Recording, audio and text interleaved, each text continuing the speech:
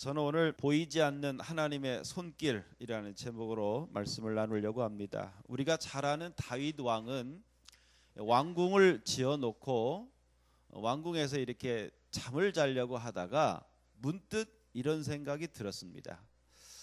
나는 이렇게 참 좋은 집에서 이렇게 자는데 하나님의 법궤는 저 천막에 있구나 하는 생각이 들었어요.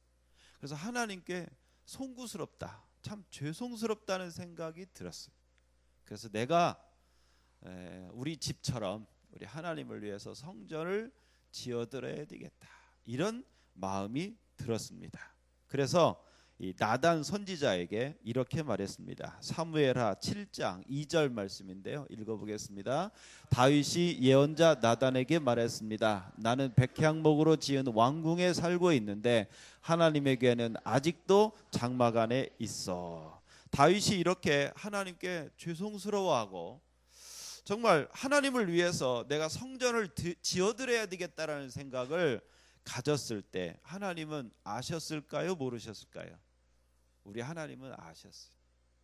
다윗에게 그런 마음이 있다는 것, 중심을 보시는 하나님은 그 마음을 아셨어요. 그리고 하나님의 마음이 어떠셨을까요? 다윗을 보는, 그래 나를 생각하는 다윗의 그 마음을 본 하나님의 마음은 어떠셨을까요? 자, 사무엘하 7장 8절에서 11절까지인데요. 읽어보겠습니다. 너는 내 종 다윗에게 전하여라. 나는 내가 양떼를 따라다닐 때 풀밭에서 너를 데리고 와서 내 백성 이스라엘의 지도자로 세웠다. 나는 내가 어디로 가든지 너와 항상 함께 있었고 너를 위해 내 원수들을 물리쳐 주었다. 나는 너를 이 땅 위에 위대한 사람들만큼 유명하게 해줄 것이다. 그리고 내 백성 이스라엘을 위해 한 곳을 정하여 거기에서 내 백성들이 정착하여 자기들 집에서 살 수 있게 하겠다.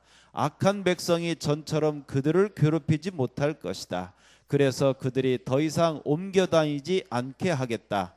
내가 사사들을 세워 나의 백성을 다스리게 했던 때와는 다르게 나는 너의 모든 원수들을 물리쳐 너에게 평화를 줄 것이다. 또 나는 내 자손들이 너의 뒤를 이어 이스라엘 왕이 되게 할 것이다. 아멘. 다윗은 하나님에 대한 그 마음을 가졌어요. 그리고 나단 선지자하고 나눴습니다. 근데 하나님은 그 마음을 보셨어요.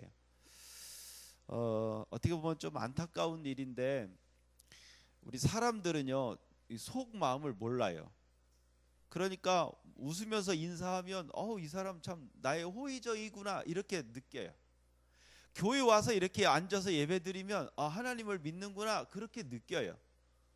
근데 그것은 껍데기예요, 껍데기. 진짜 중요한 것은요, 마음입니다. 그래서 사람들도 웃으면서 인사해도요, 마음이 통하는 사람이 따로 있어요. 신앙생활도 마찬가지예요. 이렇게 교회와 앉아있다 하더라도 정말 마음이 하나님과 통하는 성도들이 있어요. 근데 그런 사람이 진짜 은혜 받고 그런 사람이 하나님의 큰 사랑을 받는 겁니다. 이때 하나님 믿는 사람이 얼마나 많았겠어요. 근데요, 진심으로 하나님을 걱정하는 마음, 다윗은 그 마음을 가졌어요. 우리 아까 오늘 김미란 집사 기도할 때 참 그 은혜 받았는데 마치 그 하나님이 하시는 말씀 같아요. 내가 너에게 들어가고 싶은데 네가 너무 커서, 마치 지난주에 가시나무 그 노래하고 똑같은. 내가 너에게 나를 주고 싶다, 나를 주고 싶다. 근데 대부분 다 그래요. 자기 걱정하지 하나님 걱정하는 사람은 흔치 않아요. 근데 다윗은 하나님 걱정을 하는 거예요.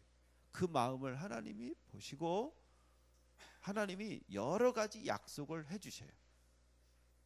근데 그 약속 중에 저는 두 가지만 좀 집중해서 보고 싶습니다. 첫째는 9절 말씀인데 다윗의 이름을 이 땅 위에 위대한 사람들만큼 유명하게 해줄 것이다.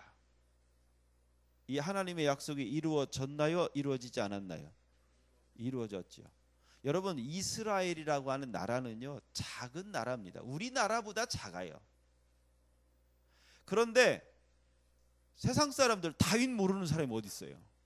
다윗 다 알아요. 이 이스라엘보다 더 큰 대제국, 뭐 아시리아 제국, 바벨론 제국, 페르시아 제국, 그 황제들 이름 여러분 아시나요? 몰라요.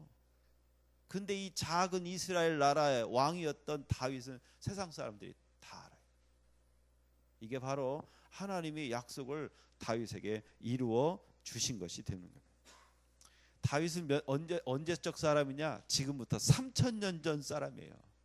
우리나라 왕도 다 모르는데 이 세상 사람들은요 3000년 전에 그 작은 이스라엘을 다스렸던 다윗에 대해서는 사람들이야.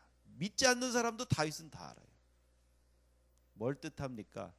하나님은요 다윗에게 하신 그 약속을 그대로 지키셨다는 거예요. 왜?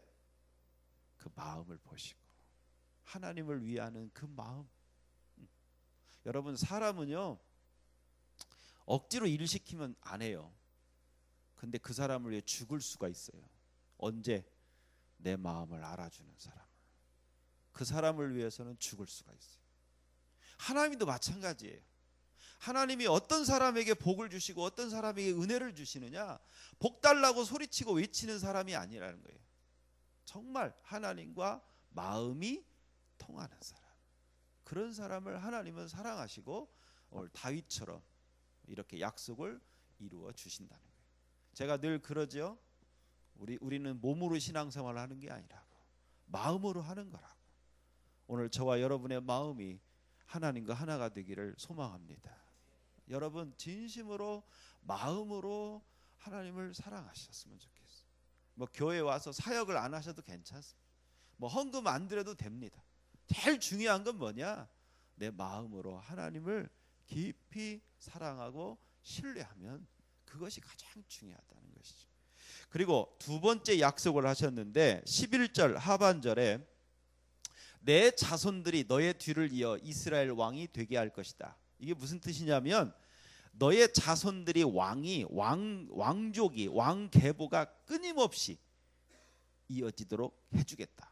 이것이 하나님의 약속이었습니다. 근데 다윗 왕 이후에 누가 왕이었냐면 솔로몬이 왕이었어요. 근데 솔로몬이 하나님과 멀어졌어요. 하나님과 마음을 나누는 것이 아니라 솔로몬은 수많은 한 1000명 되는 각시들하고 마음을 나누니라고 하나님과 마음을 못 나눴어요. 그래서 하나님 화가 났어요. 그래서 네 나라를 찢어서 너의 종에게 주겠다. 그래서 이 솔로몬 아들 때 르호보암 왕 때부터 나라가 분열돼요. 어떻게 분열됐느냐? 지금 이게 남쪽이에요. 남유다, 북이스라엘. 지금 우리나라와 똑같으죠. 근데 이 남유다는 다윗의 자손들이 다스리고 북이스라엘은 11지파는 이제 여로보암을 통해서 다스리게 했습니다. 그런데 재밌는 것은 저 북이스라엘은 쿠데타가 일어나면서 왕족이 여러 명이 이제 이 왕조가 또 쿠데타로 무너지고 다른 왕조가 생겨지고 이런 과정이었어요. 그런데 이 남유다 왕국은 그냥 다윗의 자손이 하나님이 약속하신 대로 다윗의 자손들이 계속해서 왕을 이어가게 되었습니다. 근데 그러다가 문제가 생기기 시작합니다. 우리 열왕기하 11장 1절 말씀 읽습니다. 유다 왕 아하시아의 어머니 아달랴는 자기 아들이 죽는 것을 보고 왕의 집안 사람들을 다 죽이기 시작했습니다. 오늘 이제 아하시아가 누군지를 한번 봐야 되겠는데 아하시아는 누구냐면 다윗의 7대 손입니다. 그러니까 솔로몬, 르호보암 이렇게 해가지고 다윗의 7대 손이 아하시아인데 이 아하시아가 왕이 되는 배경이 좀 특이합니다. 어떻게 이 아하시아가 왕이 되었는가? 역대하 22장 1절에서 2절 말씀 읽겠습니다.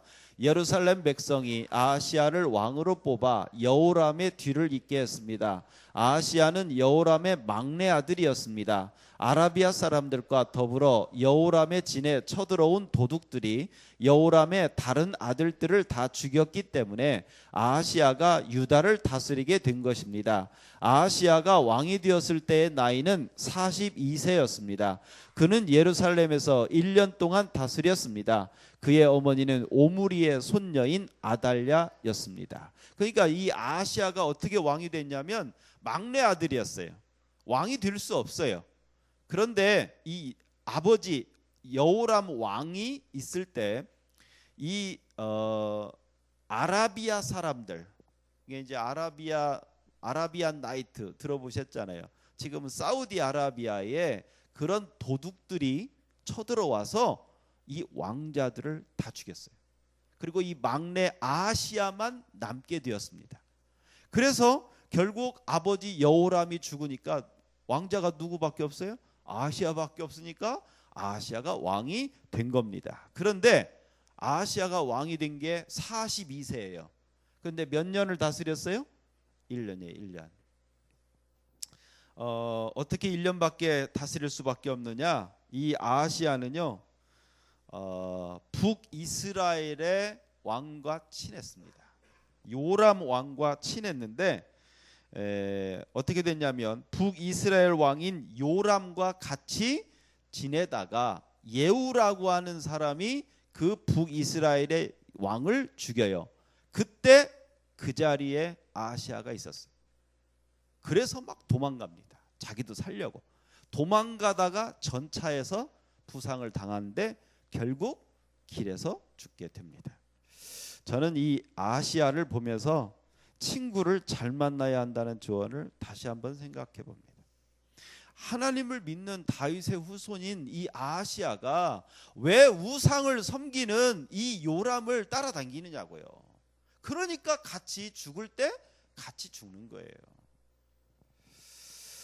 그렇게 따라다니다가 결국 요람이 죽을 때 이 아하시야는 죽게 되고, 그 아하시야가 죽는, 자기 아들들을 다 도둑들한테 죽었죠. 마지막 하나 남은 아들이 왕이 되었는데 1년 만에 길에서 죽었죠. 그 어머니 아달랴의 마음이 어땠을까요? 얼마나 허망했을까요? 얼마나 이 나라가 걱정되었을까요? 그래서 이 아달랴는 자기가 나라를 다스리기로 결정했어요. 우리나라식으로 말하면 대왕 대비마마가 나라를 다스리는 거예요. 그래서 이 아하시야의 아들들, 그러니까 아하시야를 대신해서 왕이 될 사람들을 다 죽였습니다. 그래야 자기가 왕이 되니까. 지금 권력욕에 눈이 먼 아달랴를 통해 하나님이 다윗에게 하신 약속이 어떻게 될 상황입니까? 깨질 상황이지요. 생각해 보세요. 아달랴가 그 왕족을 다 죽였다. 그러면 하나님께서 다윗에게 하신 약속, 네 자손들에게 왕이 이어질 것이다 하는 약속이 깨어지게 되는 거예요. 신앙생활을 하다 보면 우리도 이런 때가 있습니다.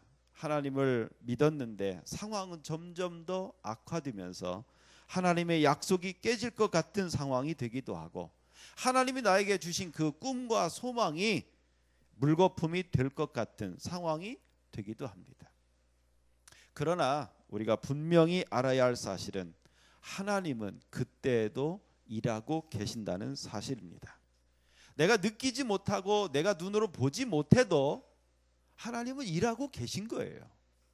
우리가 먹구름이 꼈을 때 해가 보입니까? 안 보입니까? 안 보이죠. 그러나 분명한 사실은 태양은 떠 있다는 거예요. 자, 어떤 일이 일어났는가? 열왕기하 11장 2절에서 3절 말씀 읽습니다. 그러나 요람 왕의 딸이요 아하시야의 누이인 여호세바가 죽임을 당하는 왕자들 가운데 아하시야의 아들 요아스를 빼내어 요아스와 그의 유모를 침실에 숨겼습니다. 그래서 요아스는 아달랴로부터 죽임을 당하지 않게 되었습니다. 요아스는 여호세바와 함께 여호와의 성전에서 6년 동안을 숨어 지냈습니다. 그동안 아달랴가 그 나라를 다스렸습니다. 아멘. 이 아달랴가 손자들을 다 죽이는 동안 그의 딸인 여호세바가 이 막내 요아스를 빼돌립니다. 그러니까 요아스는 자기 고모의 손에 의해서 살게 됩니다. 그리고 6년 동안이나 성전에서 아달랴 모르게 숨어서 지내게 됩니다. 6년 동안 사람들은 어떻게 알았을까요? 이제 다윗의 후손은 끝났구나. 하나님의 약속은 끝났구나. 그렇게 여겼을 겁니다. 그러나 하나님은 아무도 모르게 은밀하게 성전에서 요아스를 키우고 계셨고 은밀하게 하나님의 약속을 여전히 지키고 계셨다는 사실입니다. 그 이후 요아스는 어떻게 됐고 아달랴는 어떻게 됐는지 여러분이 성경을 직접 한번 읽어보시기 바랍니다. 살다 보면 하나님의 약속이 희미해질 때가 있습니다. 아무리 기도해도 우리 가정에 변화가 없어요. 진로도 막막하고 꿈과 희망도 멀어지는 것 같고 내 삶도 너무 지루해. 매주일 예배 드리는 것도 이제는 지루하게 느껴질 때도 있어요. 어떤 때는요, 하나님이 안 계신 것 같다고 느낄 때도 있습니다. 그러나 그때에도 우리 하나님은 은밀하게 보이지 않는 가운데서 요아스를 키우고 계셨던 것처럼 하나님은 보이지 않는 손길로 우리를 보호하시고 감싸주시고 신실하게 일하고 계시다는 사실을 우리는 믿어야 하는 것입니다. 온수동에 우신교회라는 교회가 있습니다. 우리 성결교회입니다. 예배당을 건축하다가 재정이 부족해졌어요. 사실 이 예배당을 건축한다는 것은 엄청난 헌신입니다. 이건 목사들도 다 그렇게 예배당을 건축해보는 은혜를 경험한 건 아니에요. 특별한 은혜입니다.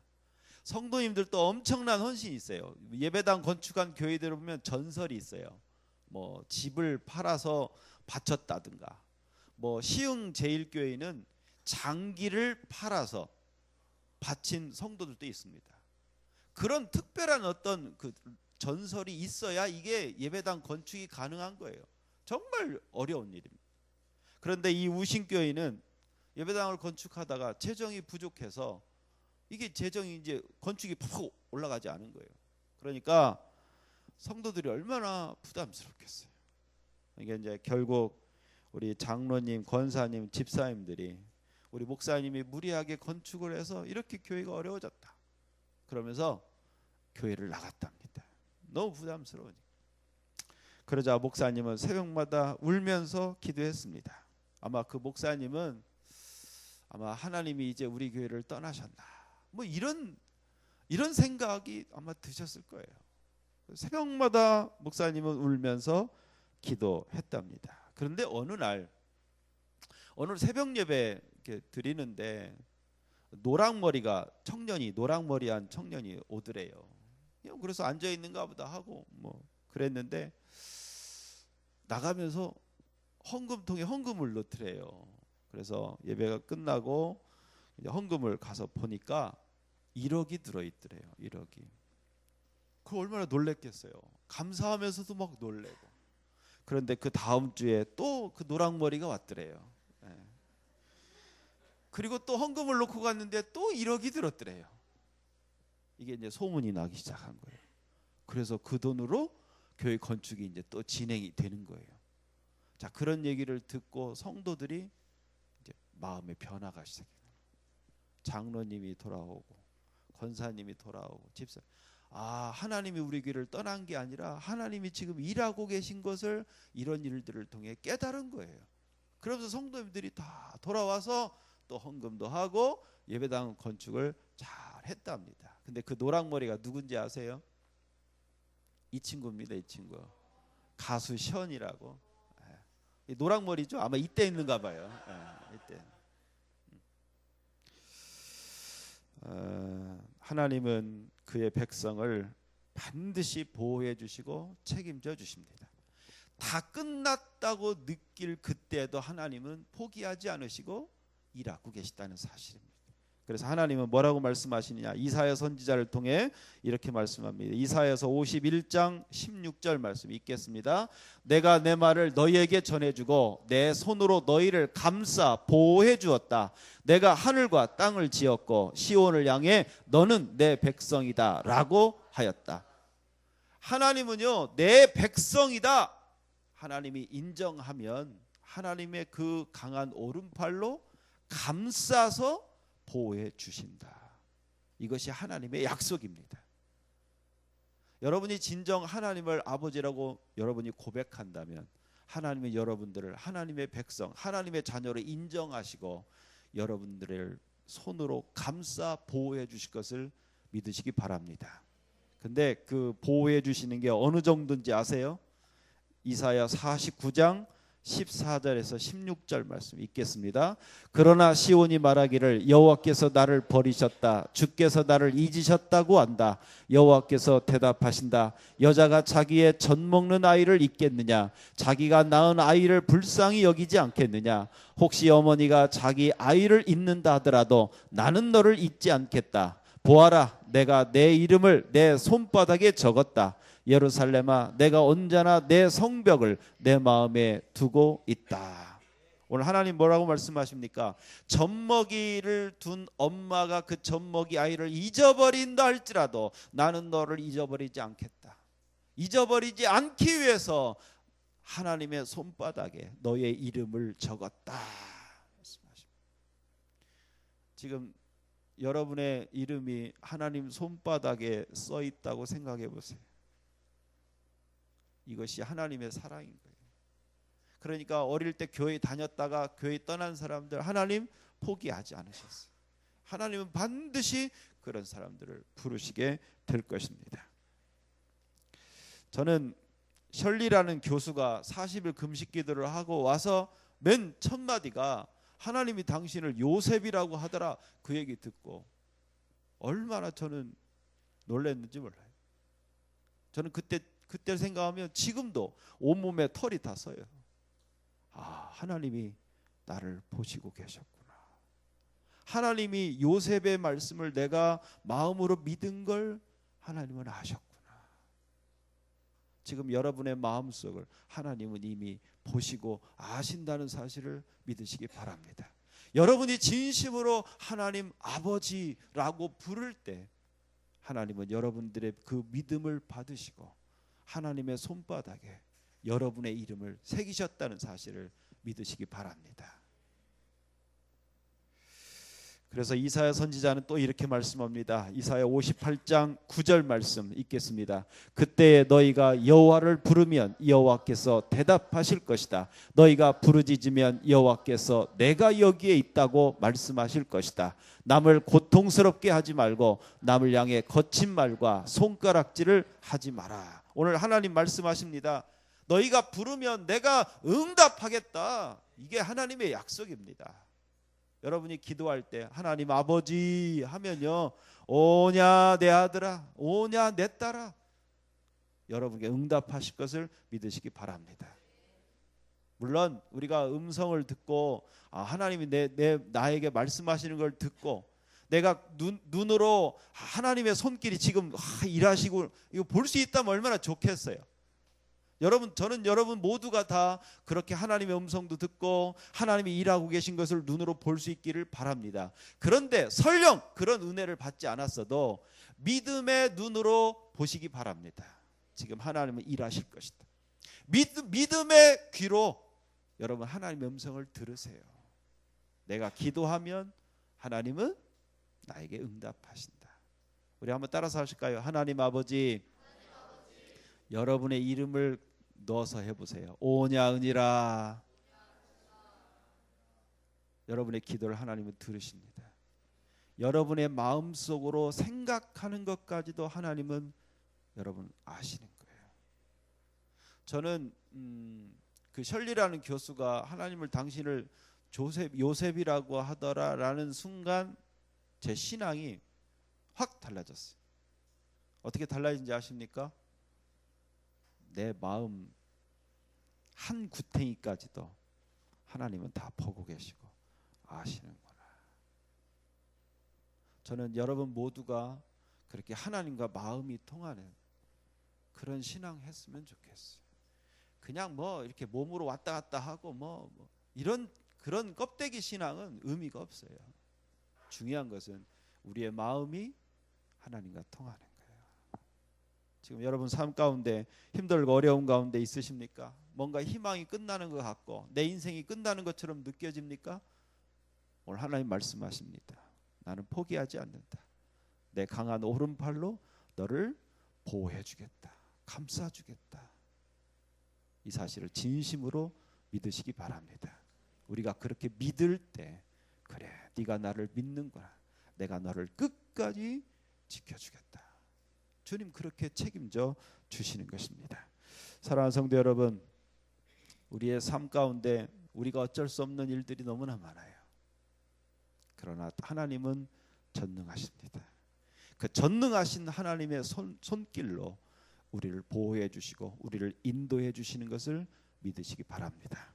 우리 한번 따라서 하겠습니다. 하나님은 지금 나를 위해 일하신다. 믿습니까? 하나님은 여러분의 미래를 위해서 지금도 일하고 계신 것을 믿으시기 바랍니다.